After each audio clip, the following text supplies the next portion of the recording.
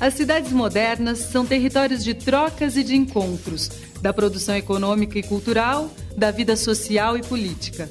Espaço de convívio e de criação. É nas cidades que as pessoas se concentram cada vez mais. E a tendência é que esse fenômeno continue a se acentuar. Em 2008, a população urbana superou a população rural pela primeira vez na história. A FAO, Organização das Nações Unidas para Alimentação e Agricultura, estima que até 2030, 60% da população mundial estará vivendo nas cidades. Este modelo atual de cidade, como centro econômico, religioso, político e cultural, foi o resultado de um conjunto de transformações de grande repercussão que já vinham acontecendo entre os povos da Europa Ocidental na passagem do feudalismo para o capitalismo. Nós temos um conjunto de transformações que se inicia em torno do ano 1000 na Europa Ocidental. Esse conjunto de transformações econômicas e políticas envolvem, primeiro, uma recuperação da produção agrícola e, consequentemente, uma melhoria do ponto de vista da alimentação da população da Europa medieval ocidental e também um incremento das trocas, das transações econômicas, trocando os excedentes agrícolas. E essas mudanças elas vão ser fundamentais para mudar o feudalismo a partir do século X. O Mediterrâneo estava fechado, ele foi reaberto na medida em que os europeus conseguiram se expandir para o sul, retomando algumas terras dos árabes.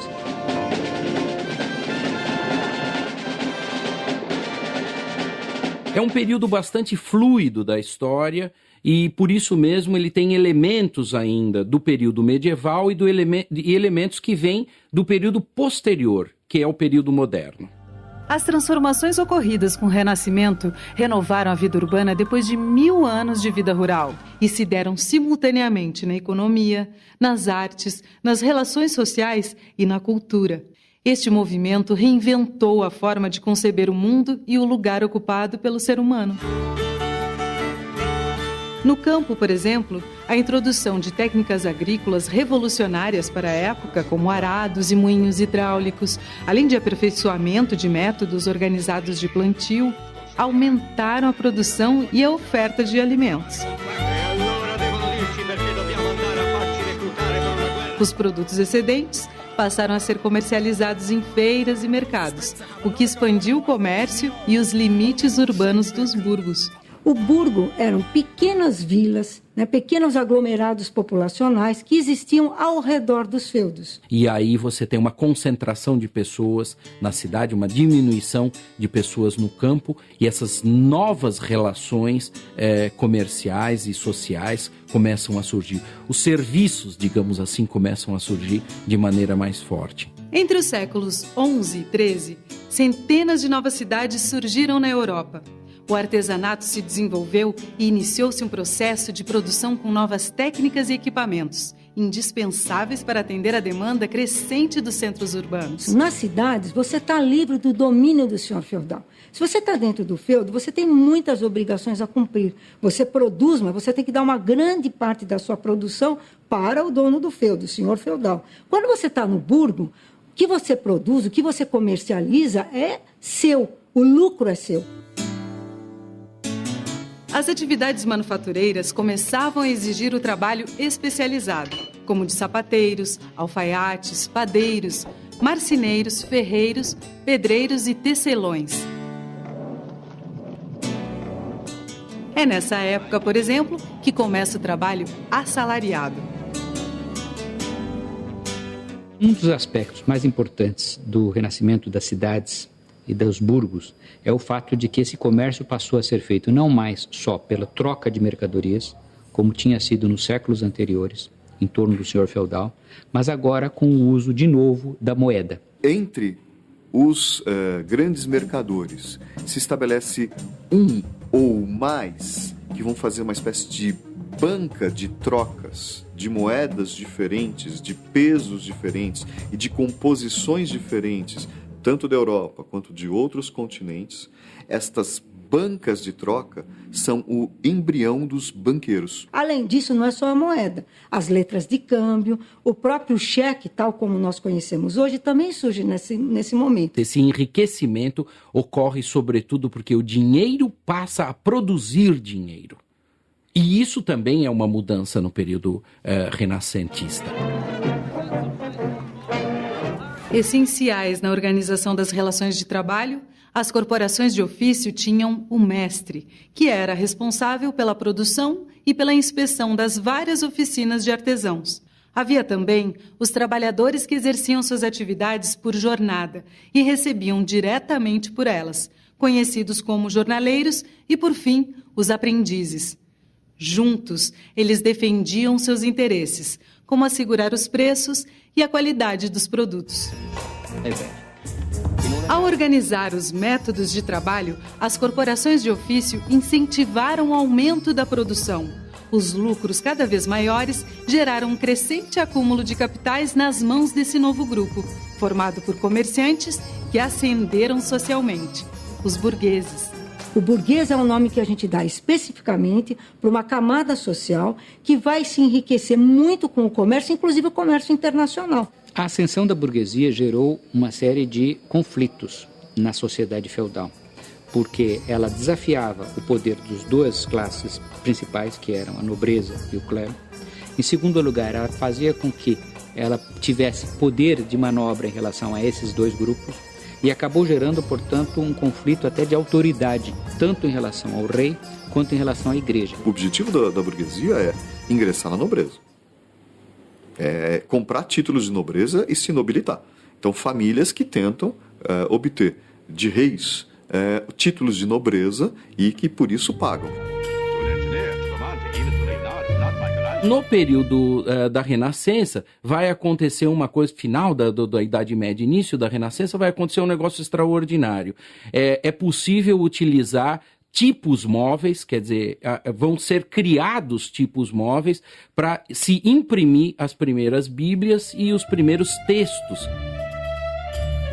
O advento da imprensa, graças à invenção dos tipos móveis por Gutenberg, tornou-se uma ferramenta poderosa de transformação social. Um livro, até então, era uma coisa muito cara, porque o livro era produzido à mão, né? Alguém tinha que copiar, ele era um objeto de luxo. Aonde existia muito livro? Ou nas bibliotecas reais, ou nas bibliotecas dos grandes bispados, né? A igreja tinha muitos livros e o rei.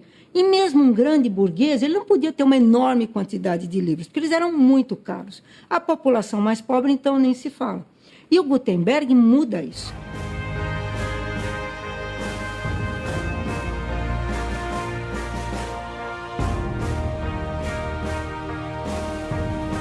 Associado a isso, as escolas que eram na maioria rurais e tratavam somente do ensino de religião começaram a surgir nas cidades. Voltadas ao ensino laico e à capacitação da burguesia, essas escolas urbanas ensinavam, além de ler, escrever e fazer contas, também literatura, medicina e direito. A circulação de ideias para um público cada vez mais extenso incentivou o desenvolvimento da cultura letrada. A gente sabe que as universidades elas criam força a partir do século XI, e é legal a ideia de universidade, né? Porque é a ideia que onde você tem todos os saberes, que vão ajudar a renovar a forma de pensar que se tinha durante a Idade Média. Com o tempo, alguns burgueses ampliaram suas atividades e tornaram-se também banqueiros e investidores. Lucro, acúmulo de riquezas, controle dos sistemas de produção e expansão dos negócios levaram esses empreendedores a buscar prestígio social. E assim, por volta do fim do século XIII, os burgueses começam a promover as artes e a patrocinar obras religiosas. Foi o início do renascimento cultural. Esses burgueses vivendo em cidade, eles começaram a poder acumular dinheiro. A igreja anteriormente vetava o acúmulo de dinheiro e ela inclusive era a única que tinha depósitos em valor. Então a burguesia ela começa a surgir como um poder independente, porque ela começa a entesourar e começa a poder fazer as suas atividades e ter as suas próprias ideias, patrocinar pessoas dentro dos seus próprios âmbitos. Então, a autorrepresentação passa a ser alguma coisa interessante e válida. Então, o burguês rico, ele quer se perpetuar. Não dava para tirar uma foto. Não tínhamos fotografia. Então, como é que eu perpetuo a minha esposa, a minha família, os meus feitos? Eu contrato um pintor que retrata. Olha a Mona Lisa. Né? O que é a Mona Lisa? É a pintura, pelo Leonardo da Vinci, de uma senhora que era mulher de um rico comerciante. Então, há realmente uma relação bastante íntima entre essa nova ideia de homem, a burguesia e os artistas. Florença, cidade da Península Itálica, conhecida como um dos principais centros financeiros da Europa, foi uma das que abrigaram vários artistas renascentistas. Michelangelo, Giotto, Rafael, Da Vinci, Botticelli, Caravaggio, entre outros.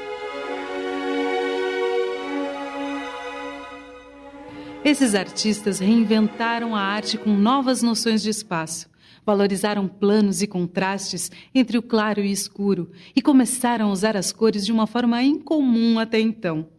Havia preocupação com detalhes e com o equilíbrio das formas. Era uma nova concepção de arte. Só nós pensarmos na importância da perspectiva para a produção pictórica, para a produção de quadros. É uma revolução enorme.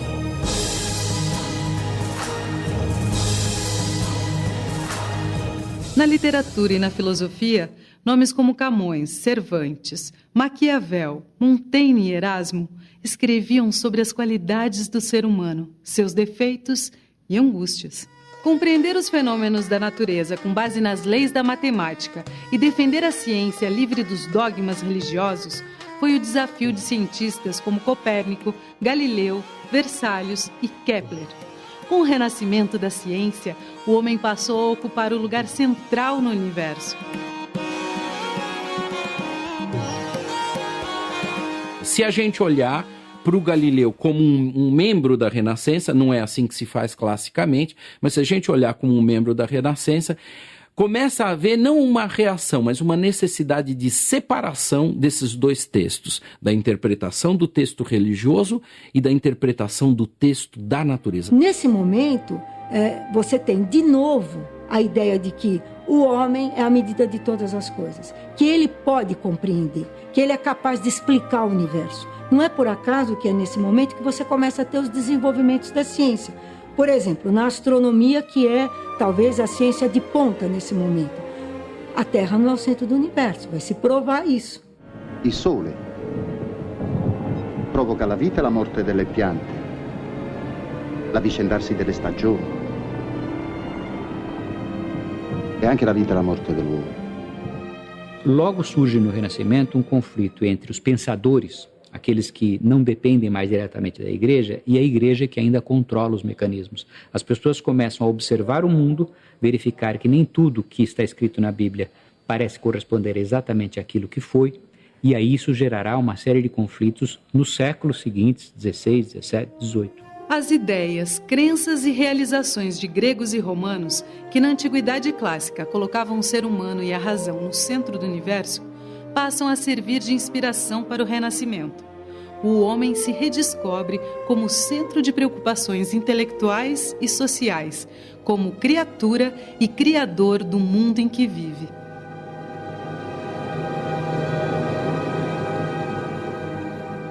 Há uma mudança muito importante nesse período do Renascimento, que é justamente a substituição de Deus como centro do universo para o homem.